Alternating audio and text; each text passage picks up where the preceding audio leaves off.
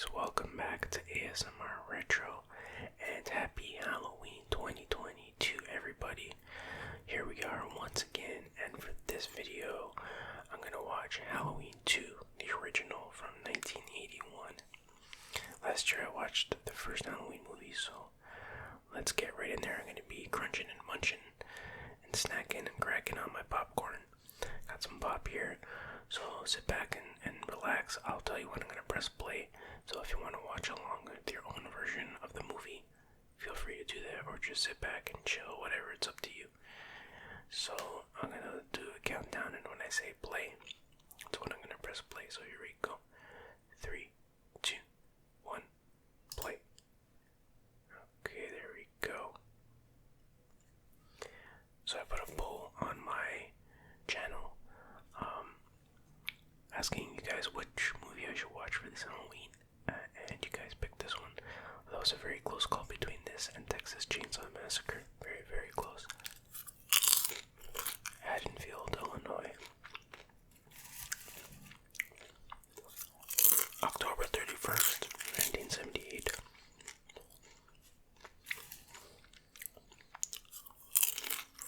So I think the first, few minutes is a recap of the first movie. Not a recap, but I think it shows the ending of the first movie again. I watched this many times when I was younger, but I haven't watched it in a while, Yeah, so there's Laurie Strode, played by Jamie Lee Curtis. She's telling the kids to go get the police. Okay, there goes the kids. Alright, he's like, oh my god, what's going on? I'm hurt, I'm stabbed a million times. And then Michael Myers has the Undertaker sit up, and then looks at her. And then there's Donald Pleasence, or whatever his name is. What's his name in the movie? I forget, Doctor something. Loomis, that's it, Loomis. So I'll call him coming back to me now. Oh yeah, there Michael Myers does a T-1000 stand up.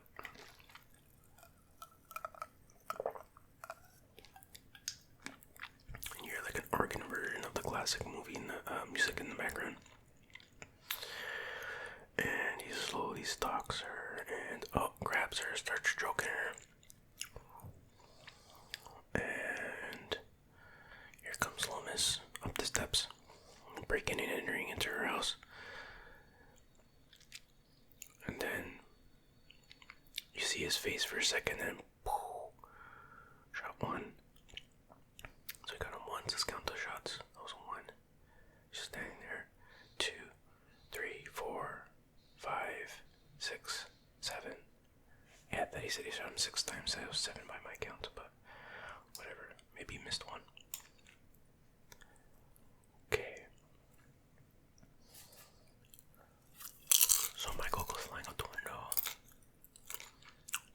And Strode is like, yo, that was the Boogeyman, yo. So yeah, it was.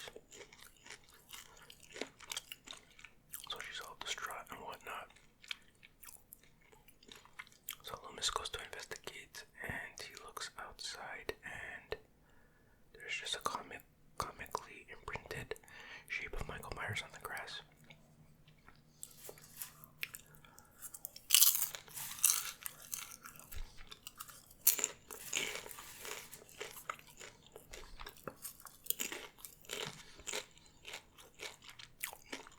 And Loomis is like losing his mind. He's like, no, it can't be in his blood. So he did hit him, at least once.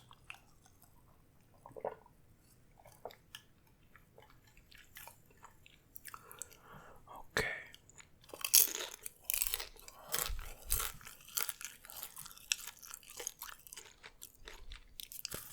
It looks like the Freddy Krueger house in the background there. The neighbor's like, yo, what's going on out here? He's like, call the police, I shot him. Guys, like, is this some kind of joke? It's like, I'm trick-or-treated to death. I've been trick-or-treated to death tonight. And Loomis is like, you don't know what death is. And then just just takes off. It's a great line. Okay, now we get the opening credits. So I think I timed it. There's about 72 hours of opening credits. So I'm not going to skip them or anything. It's just going to screw up the timeline. But yeah, there we go. Jamie Lee Curtis, Donald Pleasence in.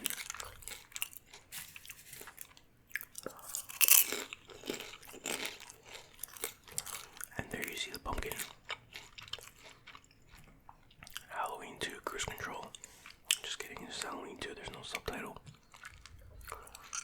And a John Carpenter, Debra Hill production.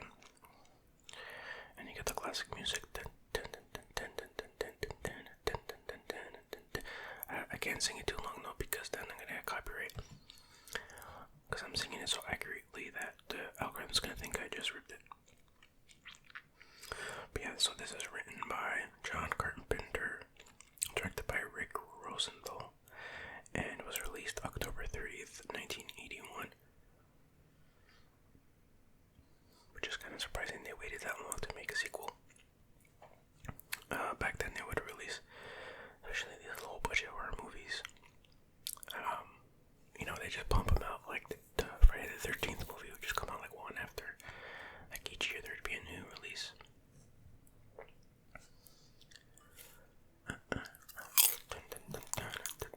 Leo Rossi, Ford Rainey. Okay. Edited by Mark Goldblatt. Skip Skolnick. That's a good trigger name. Executive in charge of production, Nancy Blatt Jacoby. What? That's a name. Music by John Carpenter in association with Alan Hogwarts, I don't know. So we zoom into the pumpkin and we see a skeleton in there. It's pretty cool. Good stuff, good classic imagery.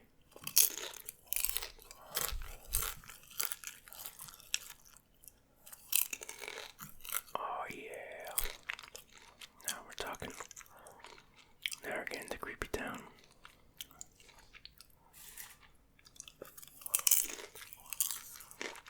So there's we're already 7 minutes in almost, and we still didn't get to anything new. Well, I guess there was a couple of new shots in there, but so yeah, this obviously takes place right after the events of the first one.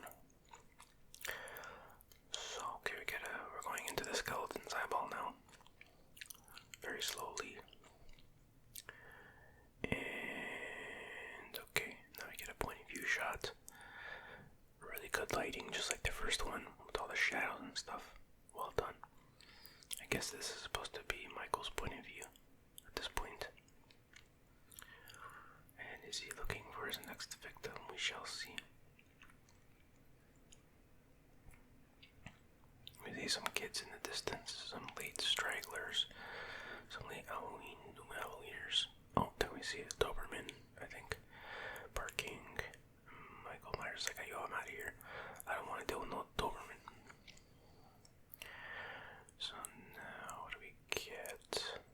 Oh, we see, there's Donald Pleasence. He's like, is that Michael? I think that's him. I guess he didn't see him. But he's talking to the police dude, the police sheriff. Alright, let me turn the volume of the movie up a bit. I could barely hear what he's saying. It's like he's not human. So the sheriff, I'm pretty sure his daughter was Laurie Strode, one of her friends who dies in the first one. We'll see what happens there. So now Michael's creeping up in a house. It's got a pumpkin on the windowsill. And some old lady is making sandwiches and stuff. Slapping on some mayonnaise and some bologna or something. I don't know what that stuff is. And her husband's passed out in front of the TV, and oh yeah, he's watching Night of the Living Dead, which is funny because that was one of the movies on my bowl of 5 movies to watch or whatever. those eventually on the channel. I've watched them a million times, the Night of the Living Dead movies. And we hear news reports about the murders from the first one, and Michael Myers goes in the house, he grabs the knife. While the lady's not looking, she's looking at the news report. And Michael Myers takes off. I'm happy he didn't kill those people. They had nothing to do with nothing. Okay, they're coming to get you, Barbara.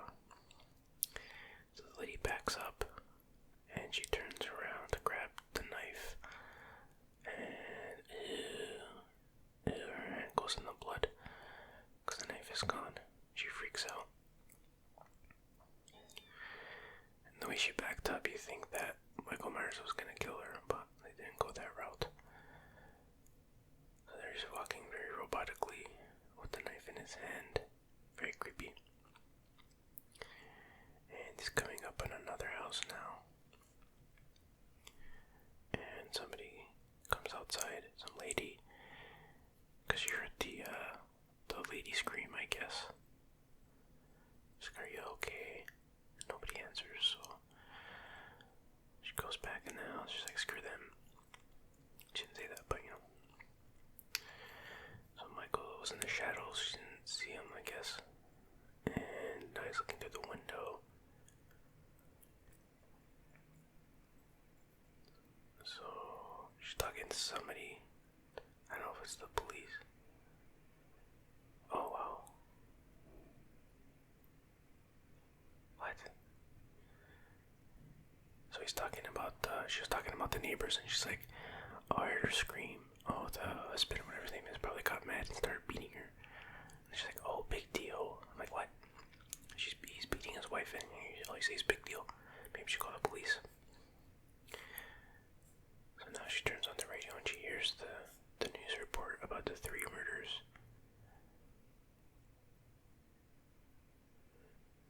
She's like, "I can't believe it." "Oh, you're about to believe it real soon, because Michael Myers just opened the door." She's like, "That's right down the street." And she hears the police sirens in the background. Nope, they don't know who it is. They're about to find out, it seems. Do we have our first victim of the movie? Oops, I dropped a piece of popcorn. It's okay. She sees that the door is open. She's starting to freak out a bit. Starting to worry.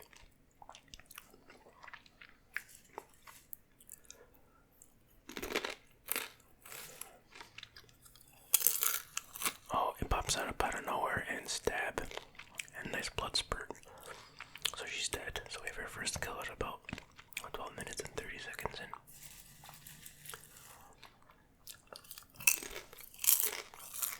So now we have cops arriving. I guess that's the Strode house.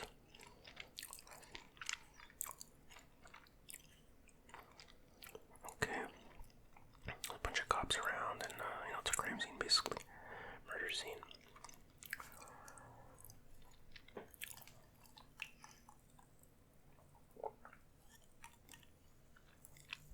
And they're taking out Laurie Strode on a stretcher.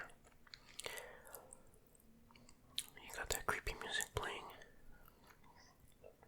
Not the typical, the classic Halloween music, but the other classic Halloween music. It's like,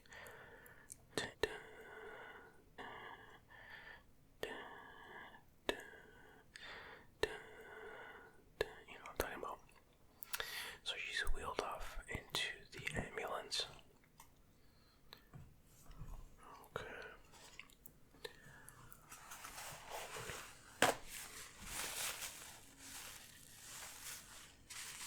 So I have to wipe my nose. The soda makes my nose runny for some reason.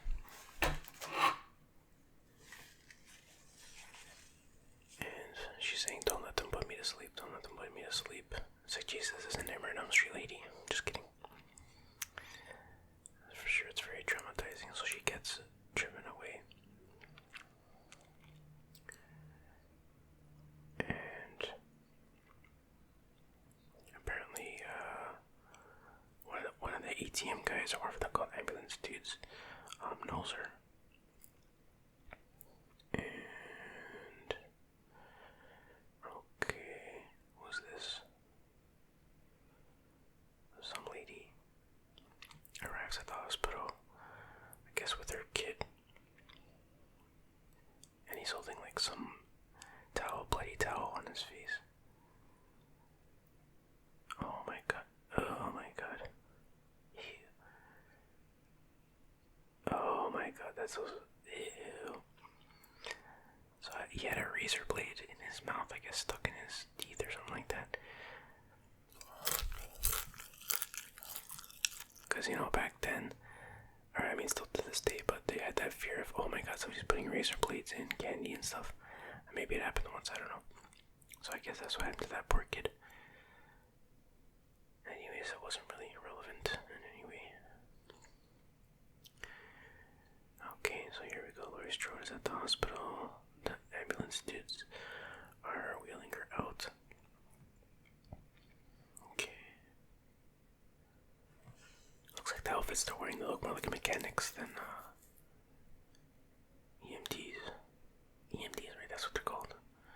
Electrical, mechanical technicians or something like that. I guess. So they're being wheeled in. She's being wheeled in, rather. And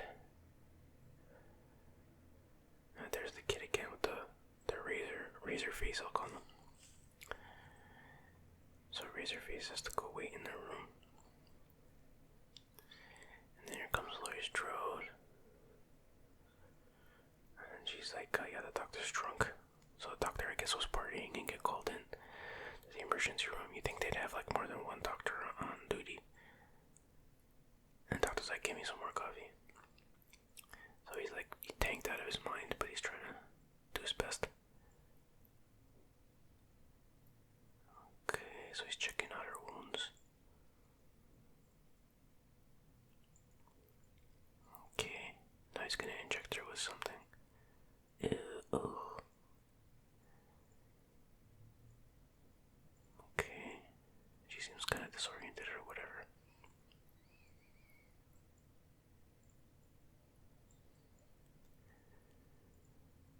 Alright.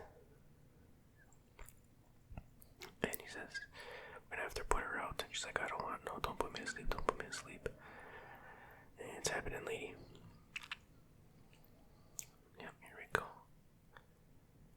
Ew. If you're squeamish, you don't want to see the needle injection scenes. Okay, so he's been injected with some sedative or sleepative or whatever you call them. So we see, now we see Loomis with Pleasence. Loomis with the sheriff driving around looking for Michael Myers.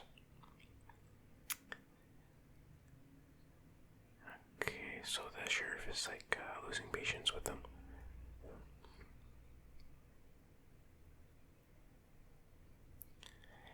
And he's like, you let him out. So goddamn doctor is like, no, I didn't. So Loomis is reloading his gat.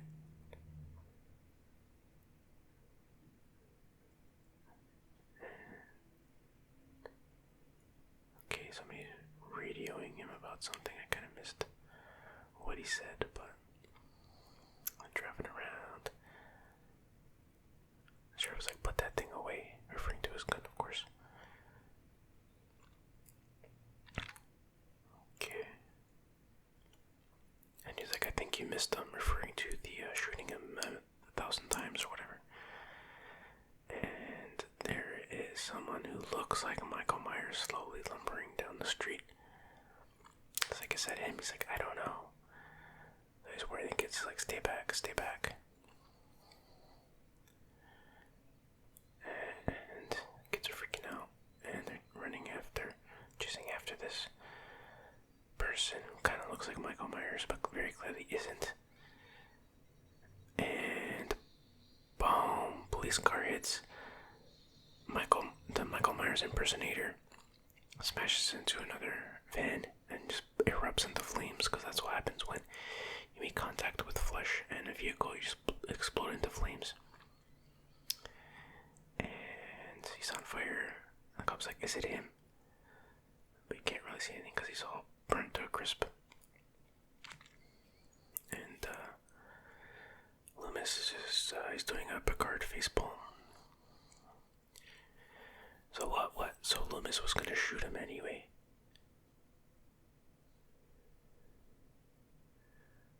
So now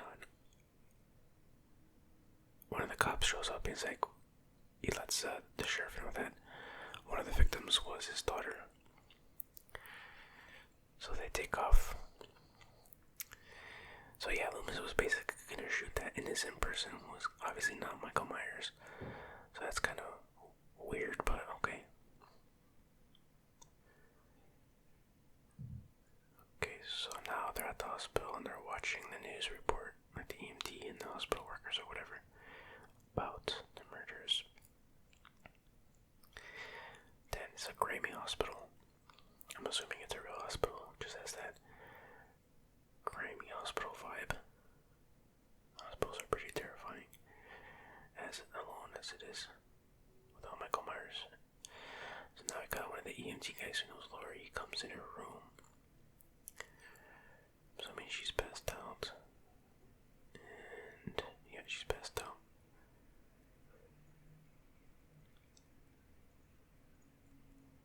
He's going in for a closer look, and okay, that's kind of weird. He touches her hand, and she wakes up. Do they know each other that well? He's like, hi, and she says hi. Like, are they dating or something? It's kind of seems like there's more history than we know about. So the nurse comes in. So her foot is broken. Gotta turn the volume up here. Get your jack. So the guy's name is Jimmy, the EMT guy. Now we know that.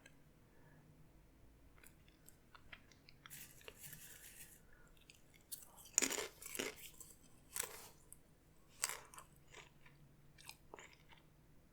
like, want something to drink? She's like, okay. So this guy's being a good Samaritan, I guess, or he wants something else. There's like, get out of here. Lousy punks. So here we have the only reporter. Nah, it's not true, there's multiple reporters. But there's like, Michael Myers is believed to have been burned to death, which is obviously not true.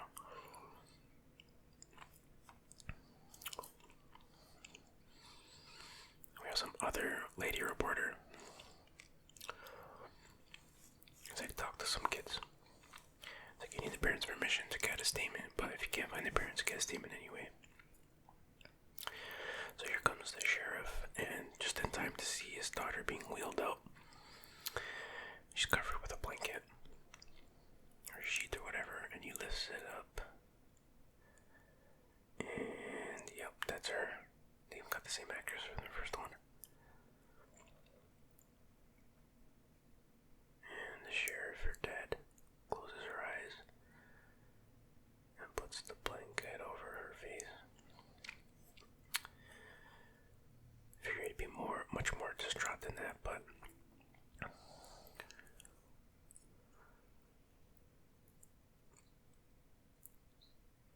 he says he has to go tell his wife before somebody else does.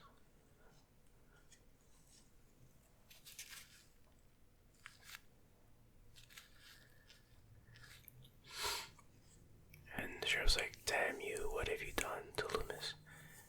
He's like, you let him out. And he's like, I didn't let him out. I gave orders from the pure restraint or whatever. So you can see Loomis is sort of not regrets because it wasn't his fault, but whatever. So Loomis is like, I'm not certain that was Michael Myers who got burnt. He's talking about how he became obsessed with Michael Myers, who was his patient, and now he's nothing that was remotely human about him.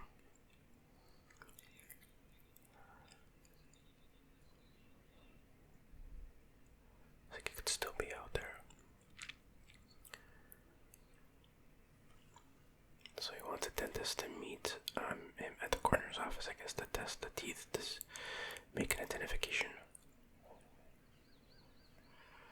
Okay, now where are we? So we're on the street here. There's some dude walking on the street with a giant boombox, listening to the radio. Okay. We have a couple of other victims, teenagers, walking on the street. I don't know if they're teenagers or not, but they're complaining about something, and he's like, you gotta drive me home. It's like, oh, I don't have time. It's like, come on, you're gonna let her walk home alone at night, on the night of a couple of murders, a few murders rather.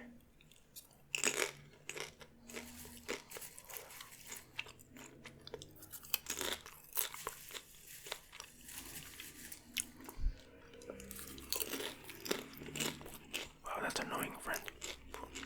But she reluctantly agrees to drive her home. Is that a Mustang she's driving?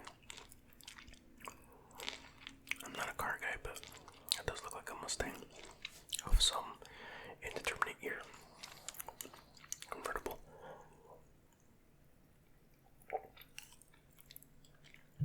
So here's Boombox Guy. I was very interested in this story. Oh, I guess that's his costume.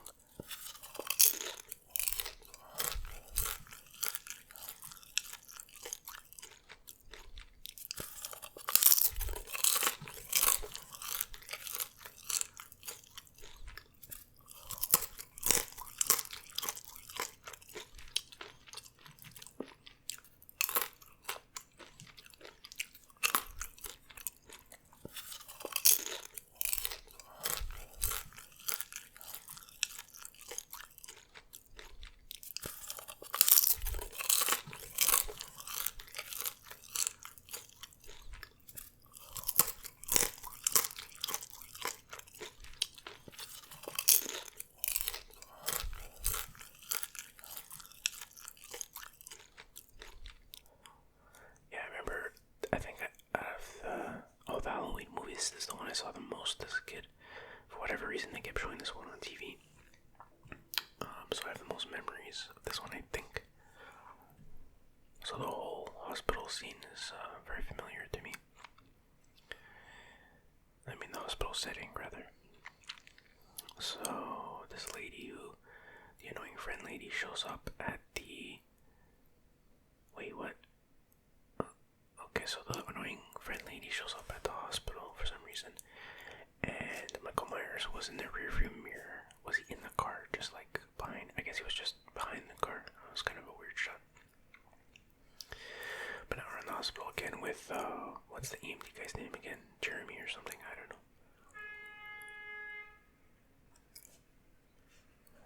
Okay, I guess I can order a pizza or something like that. Like a smoking weed or something with a those medical like scissor plier thingies. He's holding it with that. Maybe it was just a cigarette, I don't know, which is bad enough inside a hospital. So I got a security guard dude reading a magazine or something, and he's watching some horror movie. Is that Night of the Living Dead? I don't think so.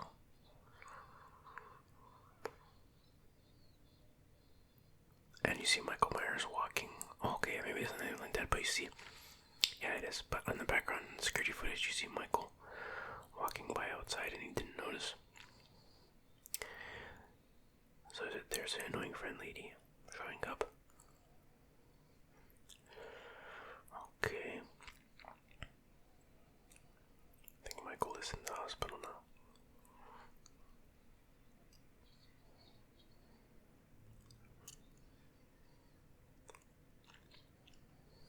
Okay, so the lady, one of the hospital workers, is saying that either her or one of her friends or something saw Michael Myers yesterday.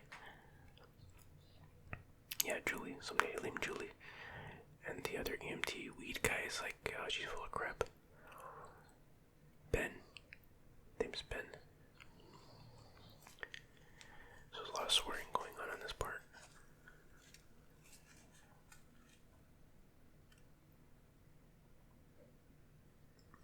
Alright, so now like, yo, I'm out of here. And here comes the other annoying friend lady. Oh, I guess it's Ben's girlfriend. Oh, she's a nurse or something. Yeah, I guess she's a nurse.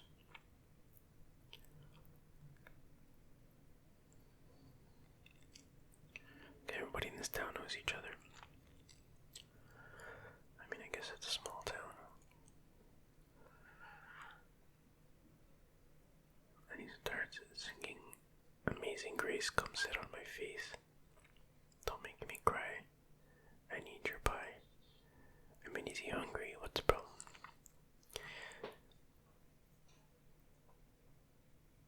So the other guy's like, why don't you just shut up? It could have been your brother who got killed or whatever. He's like, Ben's like, rule one, never get involved with a patient nurses. That's another story.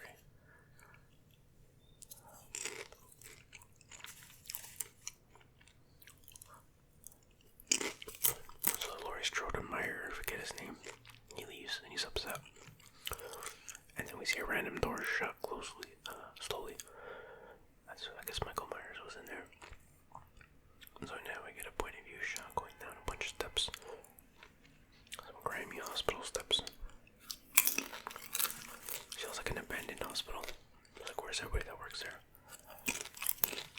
There's a few here and there, but... Oh, there's one. Okay, that's the girl. Ben's girlfriend.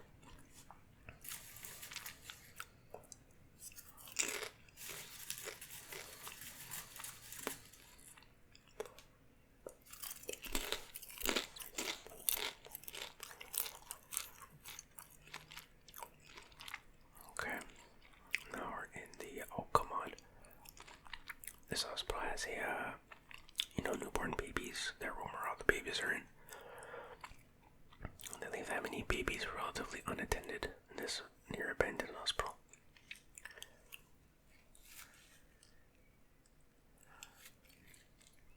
So the nurse is getting crap from the head nurse, I guess, because she showed up late.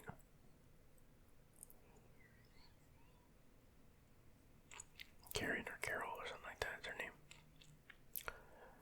So is that Michael Myers in the baby room? I guess, because now we're getting a point of view shot of him. Oh yeah, there he goes.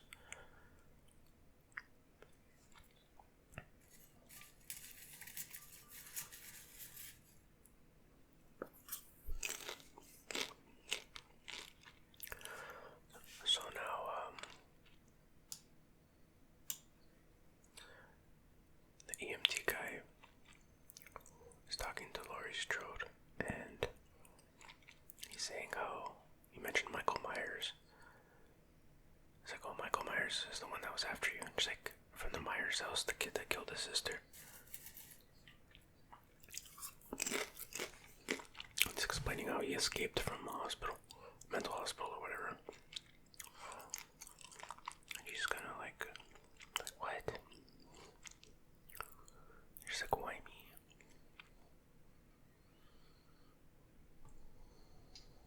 And he doesn't answer, and then the head nurse, Jimmy, that's his name, okay. The nurse comes in and is like, time's up, Jimmy. Get out of here. I know what you're after. But you ain't gonna be back here. Get out of here.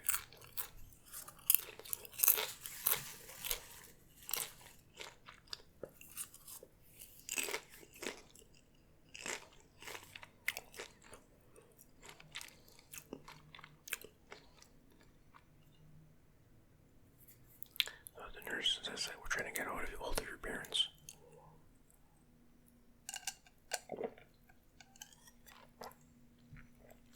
Who seem to be eternally absent. So we see Michael Myers with some stabby weapon. Was it a screwdriver or something? I don't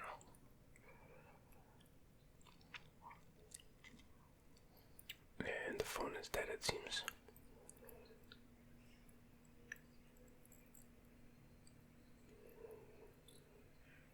Oh my god. She tells Janice, like, oh, we're having trouble with the phones. Let's see, another nurse, I guess. So go tell, whatever, that they're having problems with the phone. And she's like, but he's on the other side.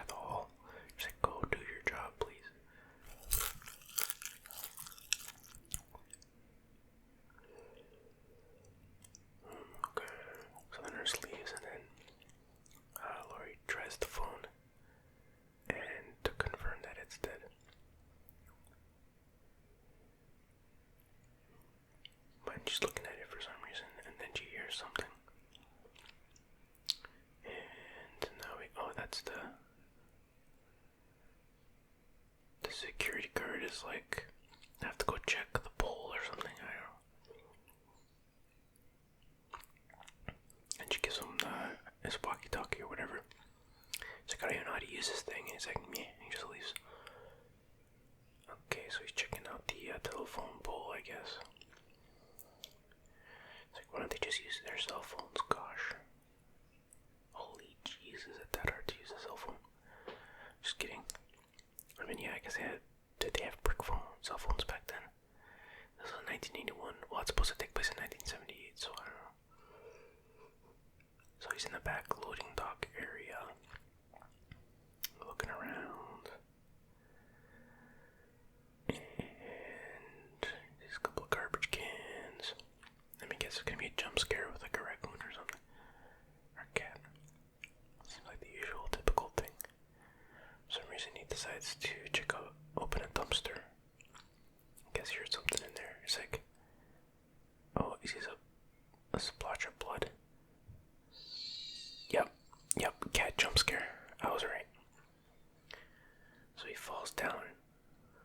There's a goddamn cat. Well, he didn't say that, but I'm sure he's thinking in his mind.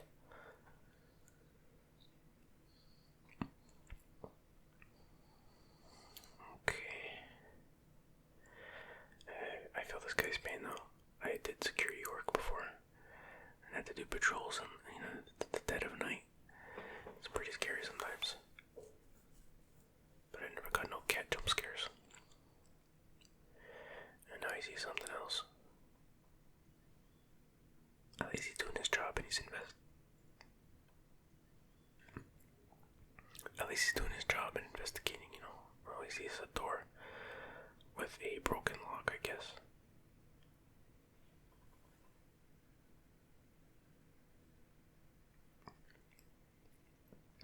And he goes to investigate.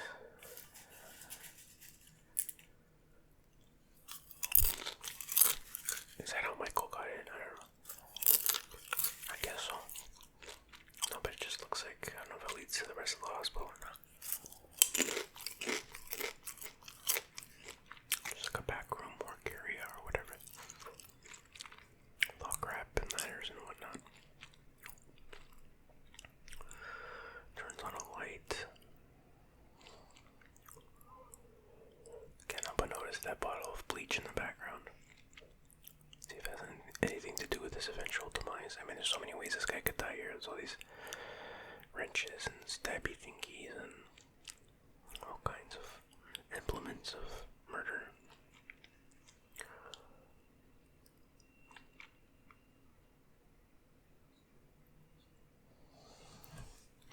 And the walkie-talkie's like, I think somebody broke into the storeroom. And he's all nervous and stuff, and the other nurse is like, doesn't really know how to use it well, it's all static. It's like, why don't you better drive down to the sheriff's station right away? Why don't you just get out of the storage room? Oh, you hear a noise. That's not good. That's not good, bro. I hope you get to carry a cat in this line of work. I certainly didn't. I just use my fists, old school style. Just kidding. No way I would put myself in danger for low wages like that. If I was in this guy's situation, I'd take off running. Say, screw this, I'm going home. Okay, so Mr. Garrett is in trouble. That's a security guard. He's sweating up a storm. And he gets another jump scare with a pile of boxes landing on him. Let me guess, Michael Myers is going to be behind the door when he closes it shut. Oh, maybe not. He heard something else. Okay, he's not behind the door after all.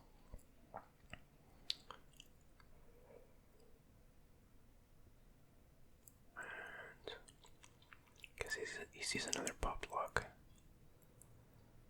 And he opens this other door.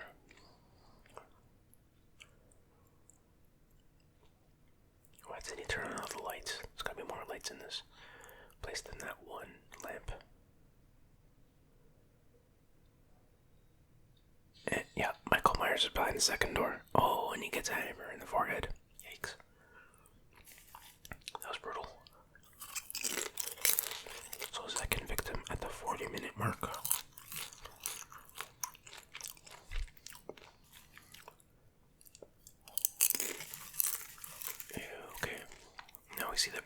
corpse of not Michael Myers.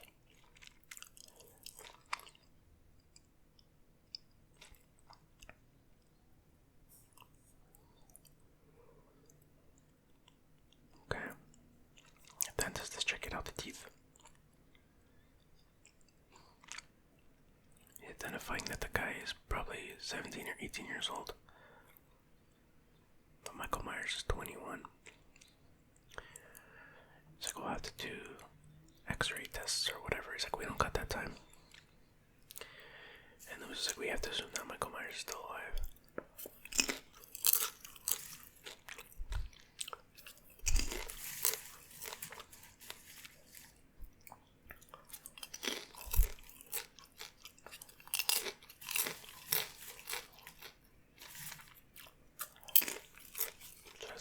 Has to go back out, all the cops that is, and continue the sweep. And Loomis is grateful. And there's some kind of riot or looting happening somewhere. What's going on here? I guess the townspeople are angry at the cops or something. I don't know what's happening here. They're throwing rocks at this house. Was that the Michael Myers house, maybe? Yep. Yeah. So they're rioting it at the Michael Myers house.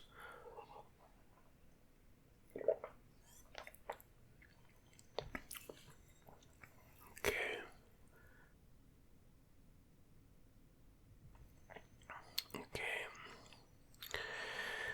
So the cop and Loomis are walking into the house, and he pulls out his shotgun. He's like, knock it off, telling the rioters to stop.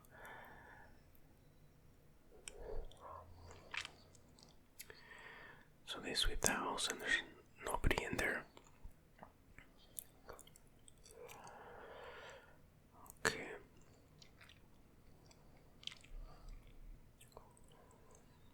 So the cops don't seem concerned that they may have run over or killed this innocent kid with a car and burned him up.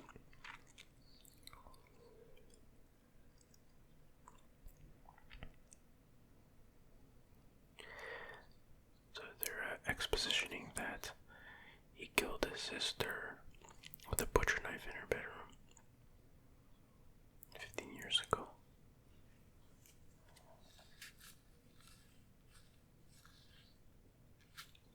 Okay, that was interesting. So the cop was lighting a cigarette, and then he's passed the lighter to Loomis, as if Loomis might have wanted a cigarette, but Loomis just looks at the lighter awkwardly and grabs it and takes it.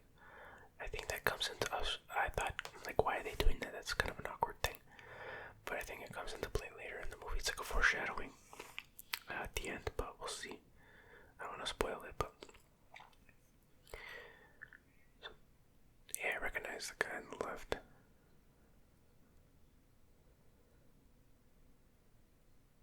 Guy on the left looks like somebody, but anyways. Uh-oh. So there's two teenagers come up to the cop and like they're worried about their friend, 17-year-old. He's wearing a mask, so that's probably the fake Michael Myers who got burned up. Alright, so now we're back at the hospital. And Ben's, or whoever the weed EMT is there, and the alarm goes off. Or the weed EMT's girlfriend, the nurse, got startled by, I guess that's a bedside alarm when you push the button because you want something. It's like, wow, can you be a nurse and be startled by the nurse alarm? But anyways, I guess under the circumstances with the murderer on the loose, it's understandable. So she slowly makes her way to the patient's room. I'm guessing it's Laurie Strode's room, I don't know. And she opens the door. Yeah, I thought that was gonna happen. It's not Laurie Strode's room, it's her boyfriend was playing a prank, kinda. He's in the bed. And he grabbed her and she got startled. And she threatens him with one of those scissor thingies, just as in a playful way, I guess. So it looks like they're gonna potentially have some smoochy time. Nope. Okay, she's being at least somewhat professional.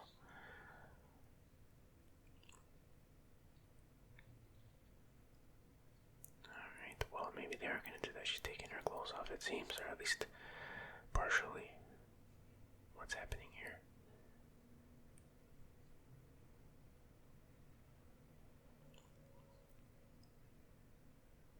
Ew.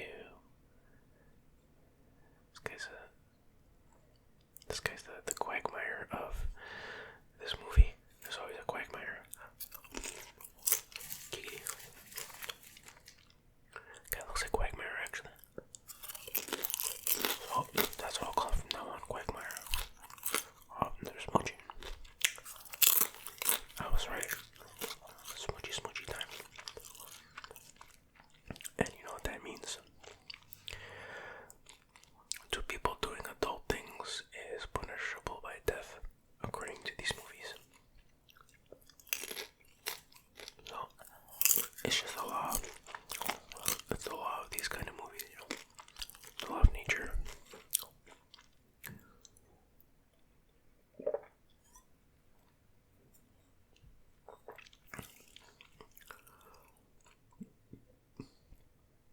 Okay, so now we're getting shots of random hallways in the hospital. And now I see Laurie Strode chilling in her bed, sleeping. And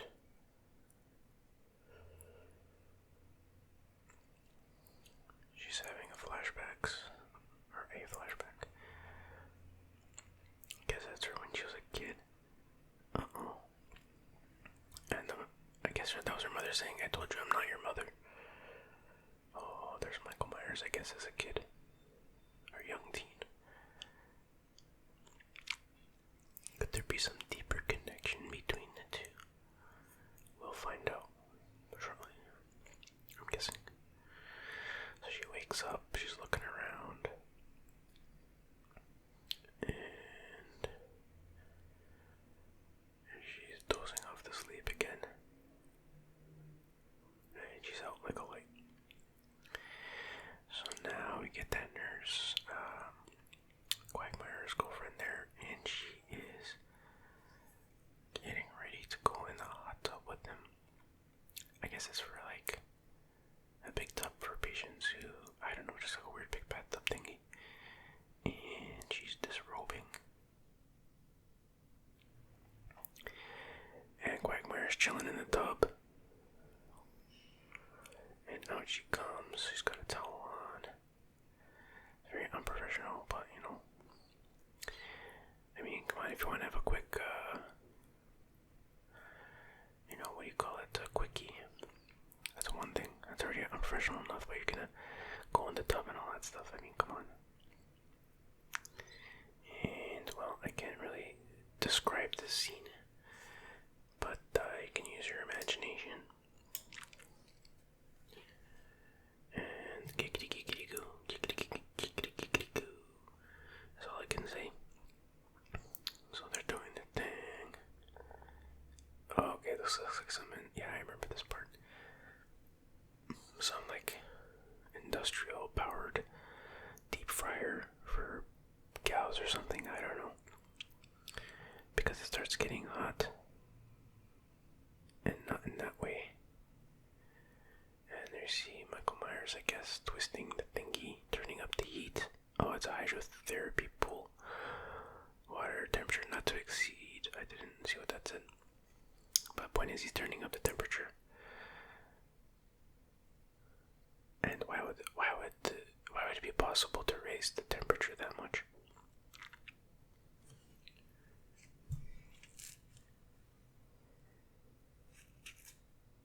And by the way, aren't there security cameras everywhere in hospitals? Why would they do this and risk losing their jobs or whatever? So the guy's like, yo, let me go check out what's going on here. It's getting too hot. So he's looking at the temperature thing, He's like, yo, what's going on? This isn't right. Taking him quite a long time to figure out what's going on. So she gets out. There's Michael Myers, and he wraps a cord or something around his neck, just strangling him, but she doesn't notice, because I guess there's soundproof glass in this facility. And boom, he died pretty quick. Did he stab him or just choke him? If that was a choke, that was a pretty quick choke, but, it's Michael Myers, maybe he has, super strength. So now he turns the focus to her, and he opens the door, and I guess she's gonna be like, oh, finally, what took so long?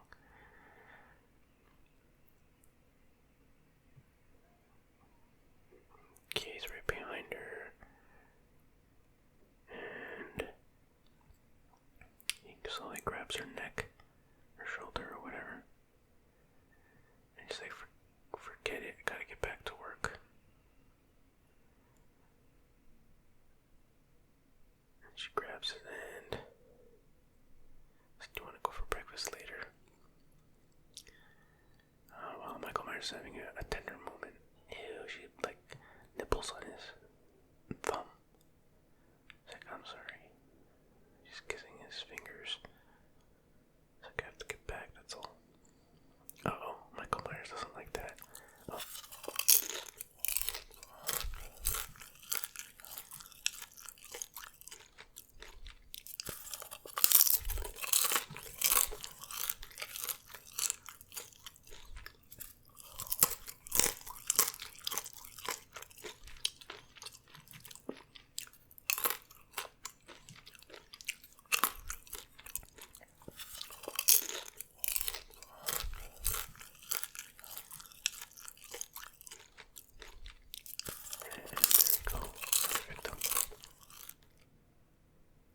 Victim number 3, I think, or 4. 52-minute mark. Yeah, that was victim 4. So where are they now? It's Loomis and 2 cops. It looks like a classroom or something, and there's blood on the desk. I don't remember anything about this. What's this? And there's a picture of a family with a knife in the daughter. A knife in the girl and the family. And it was the sister. The big knife. And I guess this is the preschool or something like that. And it says Samhain. The Lord of the Dead. The end of summer. The festival of Samhain. October 31st. So some lady shows up. She's like, I have to talk to Dr. Loomis. And he's like, I didn't recognize you. She's like, private. Is that the lady from the first one? The other doctor or nurse or whatever that worked at the mental hospital? Kind of looks like her.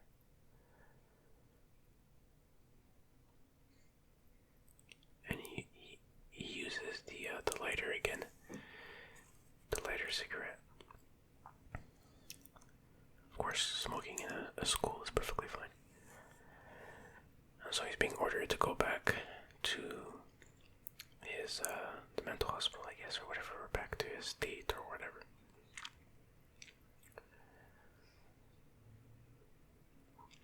It's like someone should have listened to me earlier. For some reason, there's a guy in the background buffing the floor.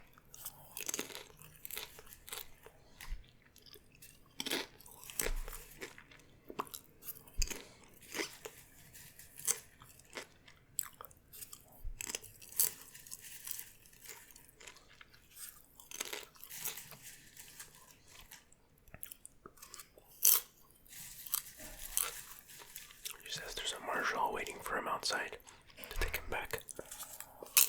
So now you see on the security camera Michael slowly walking through the hallways.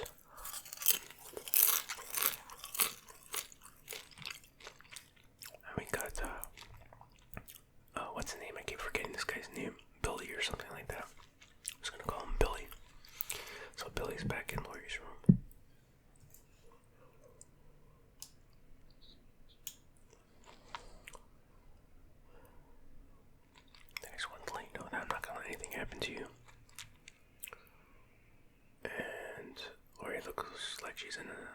zombified state. Her eyes are open, but she's not saying anything or moving.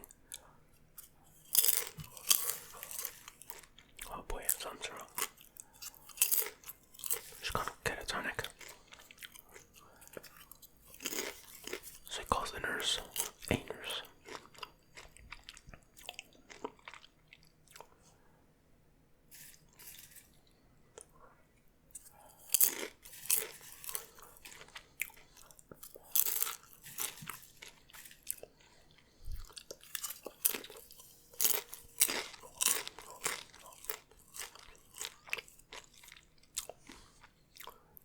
Nurse ladies is going to call the doctor. I guess that drunk guy, I didn't even know he was still there, but I guess she shows up in his quarters or whatever, and there's a shower with water running.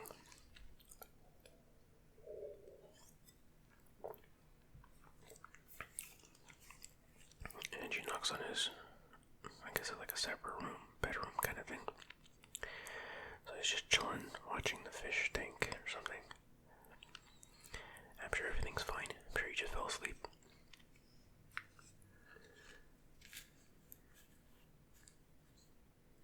Okay, so Laurie had a reaction to the medication. You better come quick. And he's just like, just chilling, watching the fish. She taps him on the shoulder, turns him around in his chair, and he has, a syringe in his eye. Ew. So he's dead. So off-screen death, but you see the results there. Oh, and there's Michael. Oh, that was well done.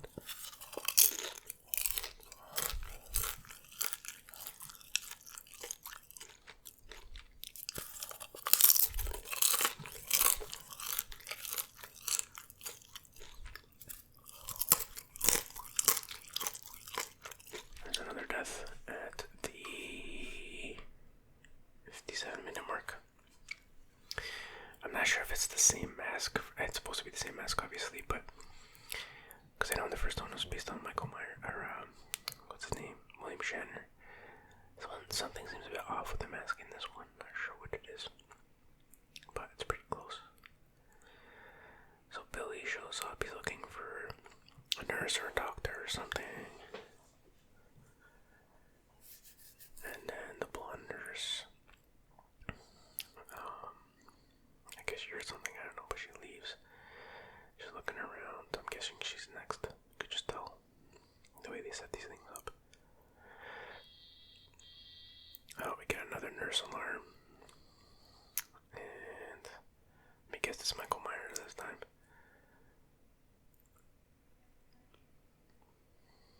So she goes to check it out.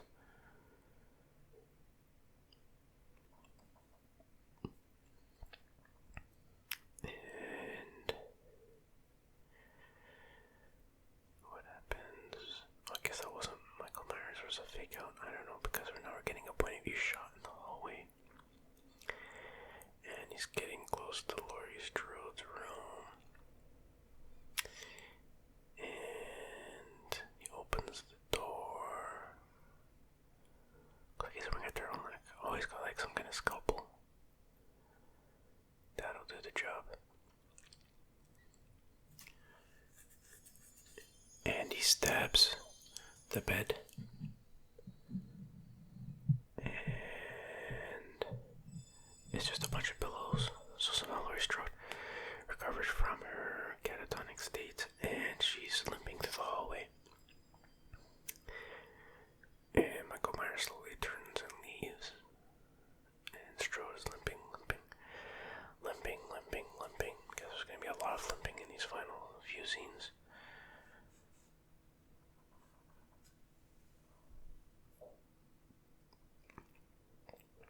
So the nurse comes back and sees that Laurie's gone. She's like, oh crap. Oh snap. Okay. And there's Laurie wandering the hallways. Looking like a zombie. That looks painful. Okay, and we see a shadowy figure. That's Michael, alright.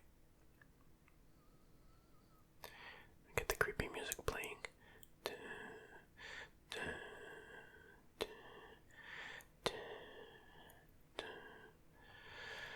And then we see a phone. So Laurie tries to, I guess, make a phone call. But the phone's dead, so I don't know why she would try. And Michael slowly, very slowly stalking her.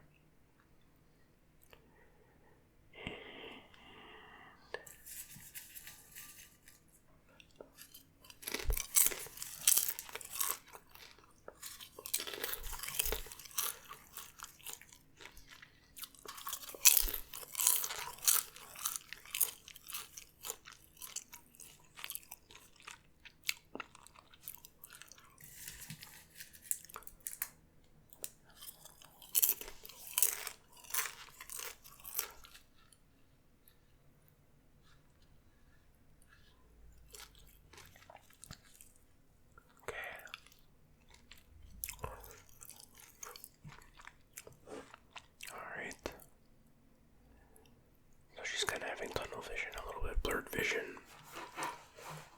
Another effect of the medication, I'm guessing.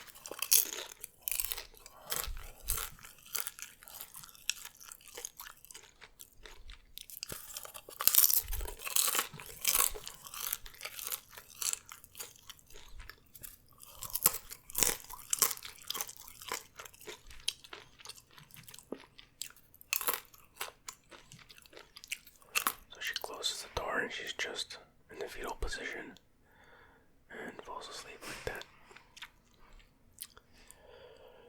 Okay, so we got Loomis being escorted outside.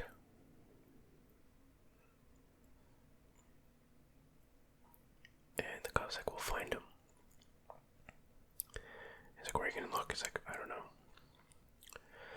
So there we have the marshal escorting Loomis to the car. The super old school cop car. It's just basically a giant box. That was the epitome of car technology back then. So there off he goes. Okay. So I guess that's the end of Loomis in this movie. But I doubt it.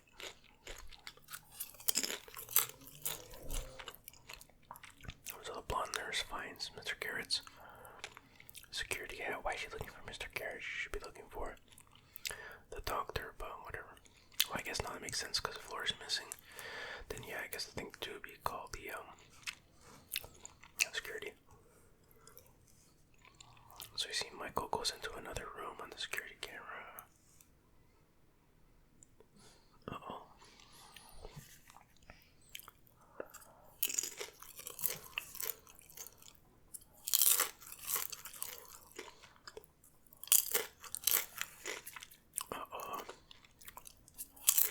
She's gonna go into the same room that Michael just went into. I think. And I get a jump scare from Billy from behind her.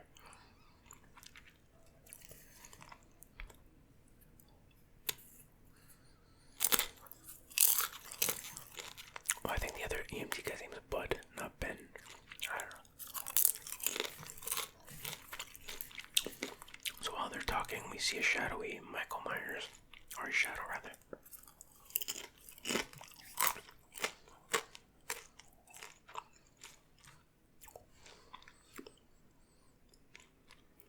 I don't think they should split up in a situation like this, but you know, seems to be another law of movie making. Horror movie making, that is.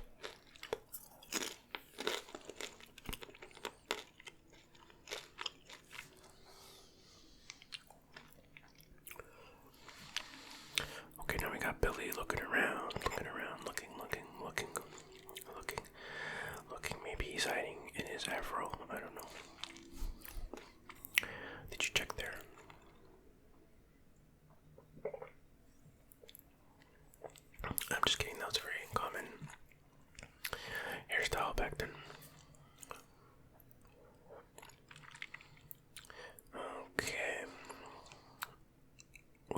So he goes into the room and he sees the nurse, the head nurse, I guess, laying on a table, and she doesn't look like she's dead, but oh, her blood's being drained. Oh wow, okay. She had one of those things in her arm, and the blood, I guess, slowly drained from her body. There's blood all over the floor, and he didn't notice he's standing in a pool of blood. There's another death, but that was an off-screen death, so we don't... Oh! Wow! Yikes, he slipped into the blood. Fell in a pool of blood and guess cracked his head on the floor. I don't think he's dead, but it looks like there's blood coming from his mouth. I don't know if that's his own blood or just splatter from the floor, but I'm guessing it's his own blood. So the blonde nurse gets the right damn idea and gets the hell out of there. Like, screw this, I'm going home. Okay, she might be docked some pay for that, but you know. Okay, now if Michael Myers is in the back seat, that makes no sense. Because how did he know? How did he know that she was going there? I don't know, but maybe he has like Michael Myers or Jason Voorhees teleportation powers, but I don't think so. Oh, that's why your car wouldn't start. It looks like someone not only slashed her tires, but looks like let the gas out of her car or something like that. Cut her gas line. Oh, I definitely would not go back into the hospital. I just run away. And she said, all the cars have slashed tires. Just like, not like you can't just run away, you know. Don't go back. I just don't go back. No, don't do that. I won't allow it. Well, you did it. You deserve your fate. Okay. Strode is, I guess she woke up, she had a little nap, she's feeling recharged, then she's like, I'm gonna go for another hallway stroll. Because that's just how she strodes. And she's looking around, no one's around. And she's basically crawling. Very slowly, obviously in a lot of pain.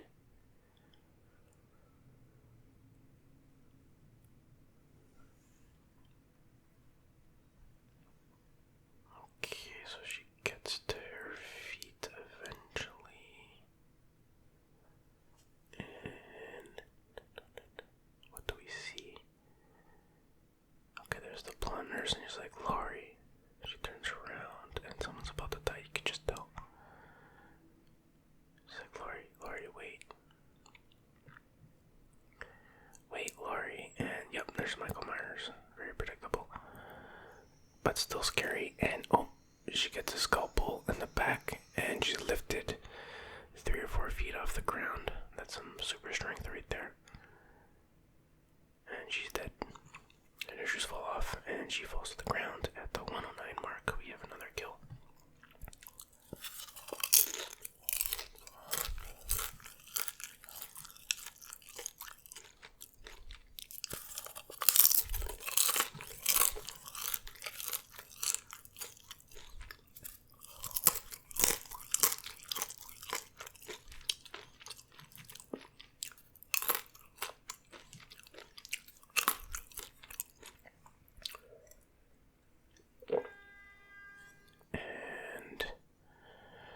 Out a doorway, and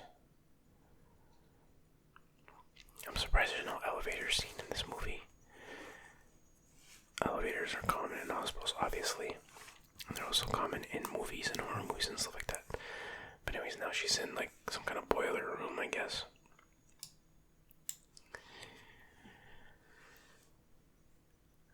Okay, I guess she's gonna find a few carcasses down there. Yeah, what is that? Who is that? We have a body. Is that the security guard? Yep, that's the security guard hanging there. Poor guy was just doing his job.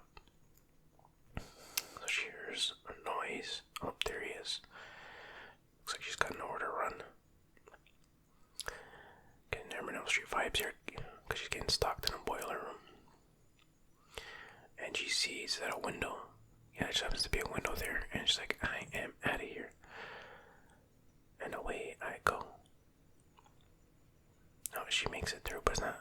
Yeah, she's outside. Okay, just barely makes it. And Michael Myers like swatting at her legs. I don't know if she got cut at all, but she gets a rough landing into a conveniently placed pile of boxes.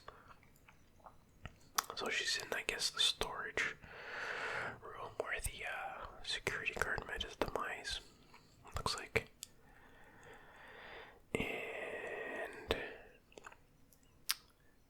what do we got here? Okay, she's running to this room. Oh, finally an elevator. Wow. I swear to God, I didn't know that was gonna happen. Yes, I've seen this before, but I don't remember this particular part. So she's pressing the elevator button. I know some of those elevators are slow as heck. Those older elevators. Come on.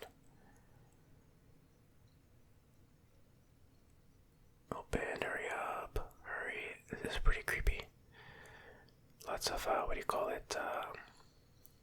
Building up the, suspense, I guess. That's the word I was looking for.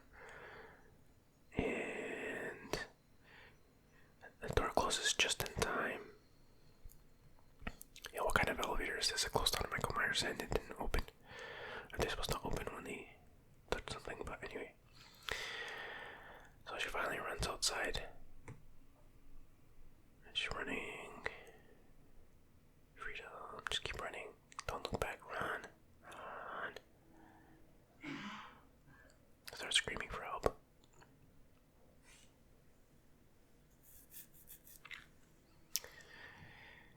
And she's trying to open the door to one of the cars. I don't know why.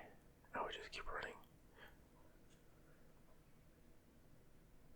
Because now she's trapped.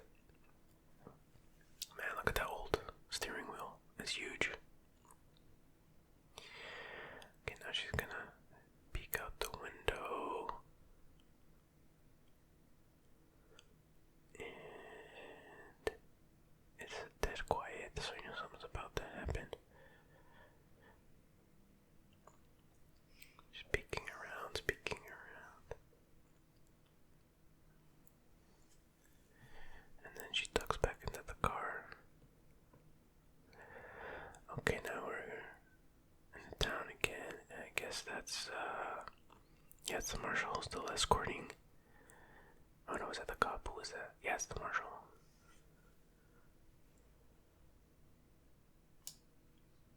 The marshal escorting, Loomis out of town.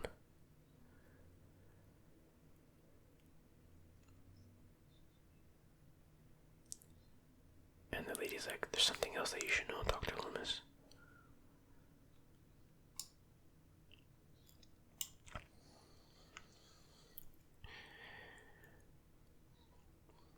Okay. Say something about in order to appease the gods, animals or people or whatever were burned alive. By observing the way they die, the Druids believe they can observe the future. 2,000 years later, we come no further.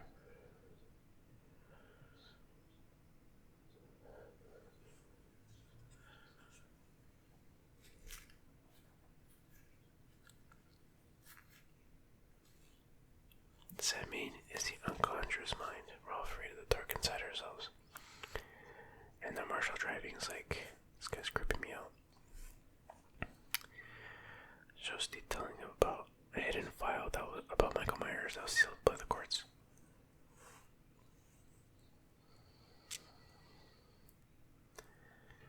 And she's telling it's like, what file?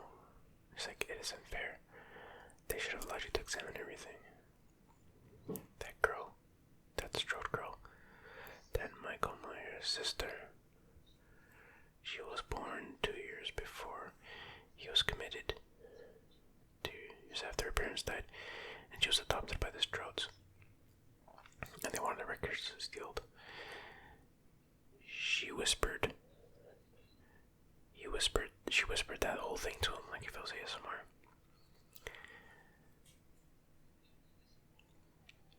And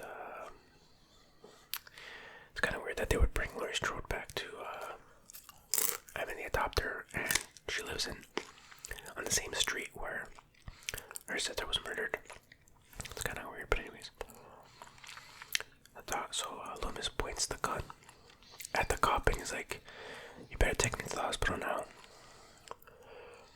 And he fires a warning shot through the glass. And the cop's like, "Okay, I'll go take you anywhere you want to go." So he does a 180 and they're heading to the hospital. And so now we're back in the car with Laurie. She's freaking out. Uh-oh, we see a shadowy figure approach. I guess it's Billy. Yep, it's Billy. Oh, Jimmy, whatever. He looks like a zombie. It just happened to be his car, I guess. He's like, "It's alright." It's like, "We're gonna get out of here." And the car won't start, and he passes out. God, I probably got a concussion or something. He's like, "Where am I?"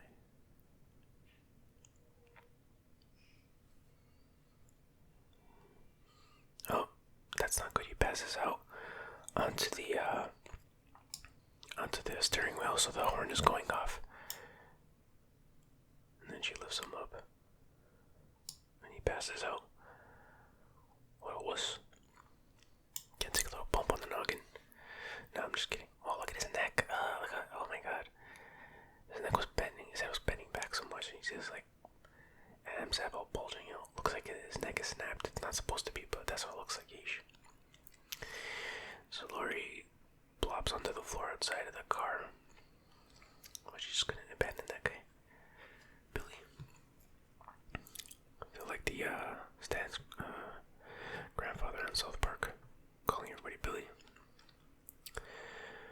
So there's the Loomis mobile, pulls up.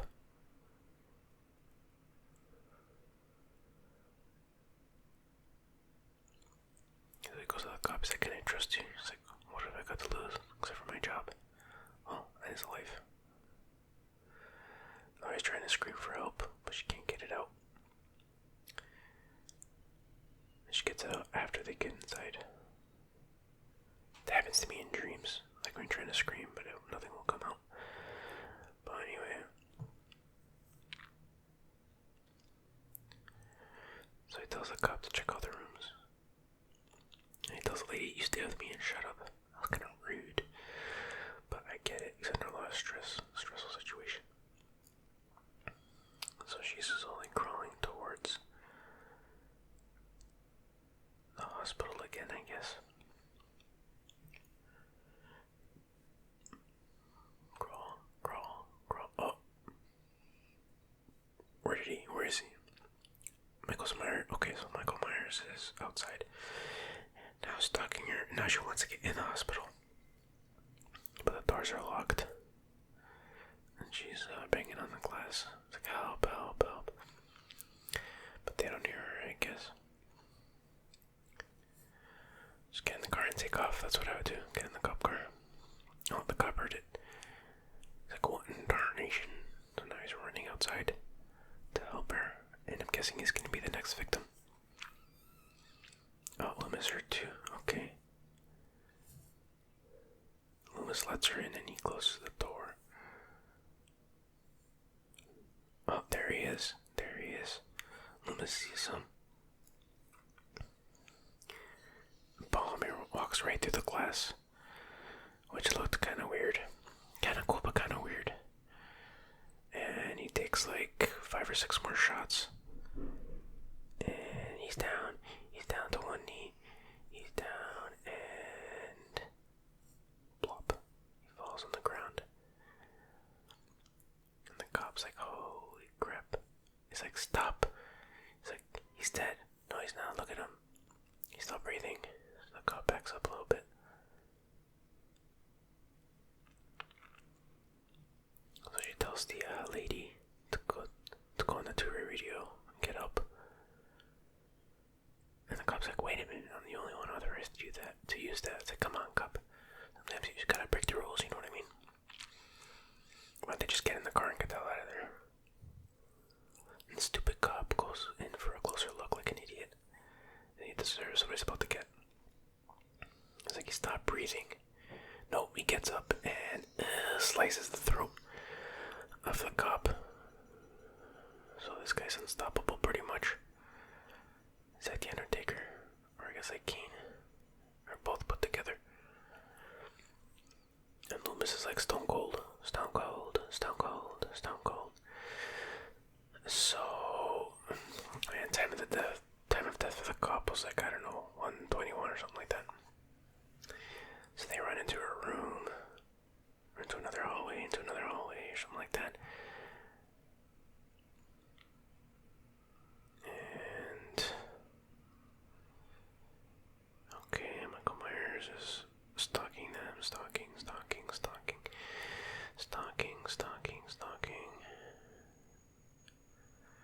Alright, Loomis takes off with Laurie. He's like, what are we gonna do? Where are we gonna go? Just get back outside, get in the car, and keep driving. So they go into a room. I think it's a surgery room or something like that. So the lady's outside radioing for help. It's like, who's the suspect? It's like, Michael Myers, just get your ass over here. And then, so they're in the surgery room.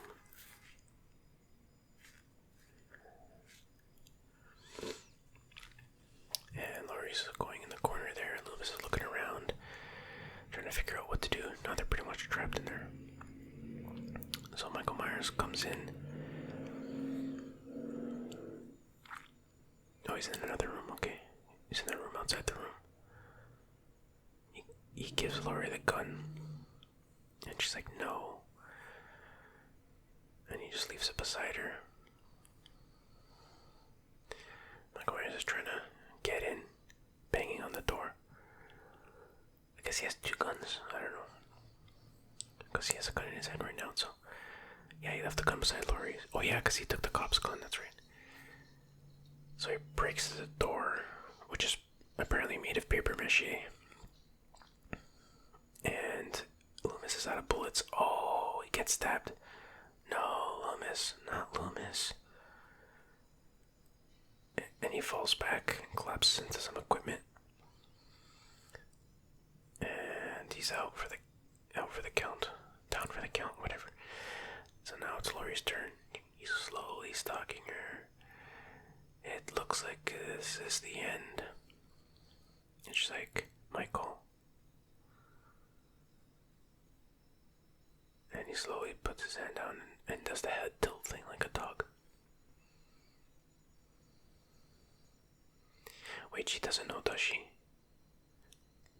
She's like, Michael, stop. She doesn't. Oh, it gets a shot. Oh, a shot right in the face. Oh, right in the eyes. Wow, she's a hell of a shot. Damn.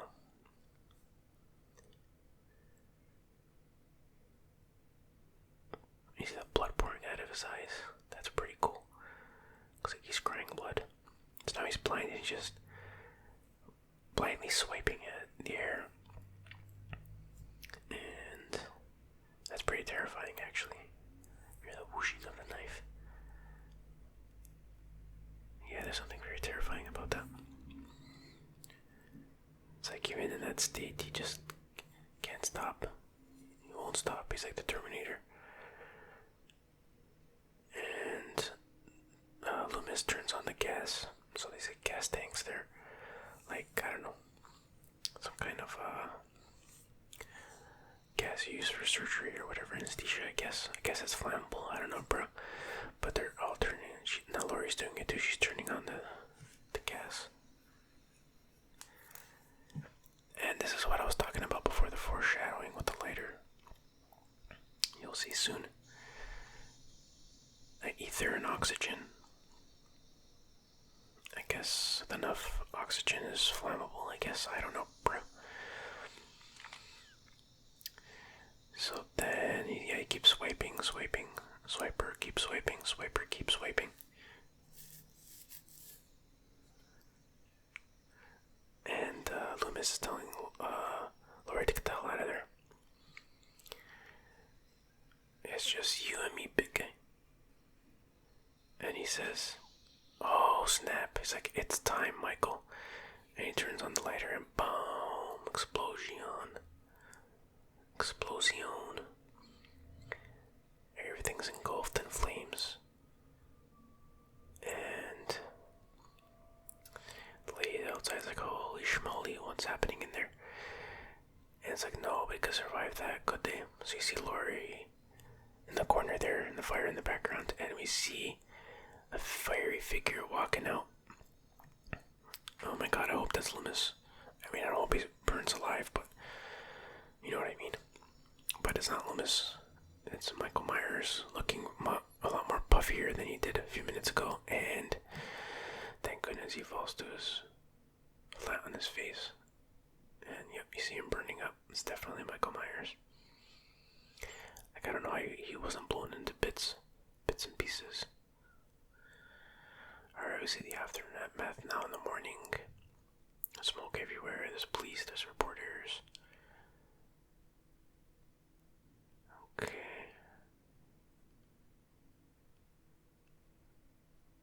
And you see the cop. So they counted 10 victims so far, 10 bodies or whatever. And you see Laurie being rolled out in a wheelchair with reporters and stuff. She wants to ride in the front, but he's like, sorry, I have to put you in the back. I mean, you figured they have a stretcher for her, but whatever.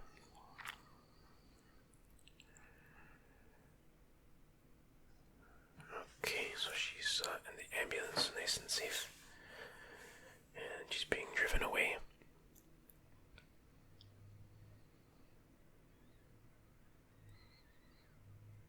And is that the final shot?